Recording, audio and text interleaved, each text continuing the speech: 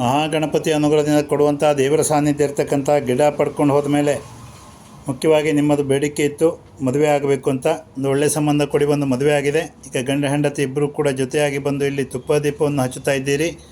ಮಹಾಗಣಪತಿ ಅನುಗ್ರಹದಿಂದ ಎಲ್ಲವೂ ಕೂಡ ನಿಮ್ಮಂತೆ ಆಗಲಿ. ಜೀವನ ಪರ್ಯಂತ ನೆಮ್ಮದಿಯ, ಸಂತೃಪ್ತಿಯ, ಸಮೃದ್ಧಿಯ, ಚೆನ್ನಾಗಿರತಕ್ಕಂಥ ಆರೋಗ್ಯಪೂರ್ಣ ಜೀವನ ನಿಮ್ಮ ಕುಟುಂಬದಾಗಲಿ, ಮಕ್ಕಳ ಭವಿಷ್ಯ ಒಳ್ಳೆಯದಾಗಲಿ ಮುಂದಕ್ಕೆ.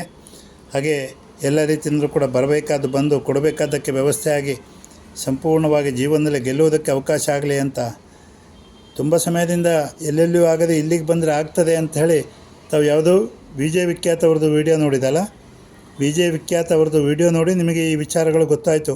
ಮಹಾಗಣಪತಿ ಅನುಗ್ರಹದಿಂದ ಈ ಜಾಗಕ್ಕೆ ಬಂದು ಬೇಡಿದರೆ ಎಲ್ಲವೂ ಕೂಡ ನಿಮ್ಮಂತೆ ಆಗ್ತದೆ ಅಂತ.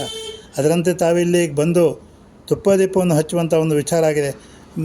ಗಿಡ ಪಡೆದುಕೊಂಡು ಹೋಗಿ 3 ತಿಂಗಳಲ್ಲಿ ಮದುವೆನೇ ಗಂಟಾಗಿದೆ. ಇಲ್ಲಿಗೆ ಲಗ್ನ ಪತ್ರಿಕೆ ಮತ್ತು ಕಾಣಿಕೆಯನ್ನು ಅರ್ಪಣೆ ಮಾಡಿದ್ದೀರಿ. ದೇವರ ಅನುಗ್ರಹದಿಂದ ಸಂಪೂರ್ಣವಾಗಿ ನಿಮ್ಮ ಬದುಕು, ನಿಮ್ಮ ಕುಟುಂಬ ಒಳ್ಳೆಯದಾಗಿ ನೆಮ್ಮದಿಯ, ಸಂತೃಪ್ತಿಯ ಜೀವನ ಆಗಲಿ. ಎಲ್ಲ ರೀತಿಯೂ ಕೂಡ ಅನುಕೂಲತೆಗಳು ಒದಗಿ ಬರಲಿ. ಭಾಳ ದೂರದ ಊರಿಂದ ಬಂದಿದ್ದೀರಿ ತಾವೆಲ್ಲ. ಸಂಪೂರ್ಣವಾಗಿ ಯಶಸ್ಸಾಗ್ತೀರಿ. ಒಳ್ಳೆಯದಾಗಲಿ. ದೇವರು ಒಳ್ಳೇದು ಮಾಡ್ತಾರೆ.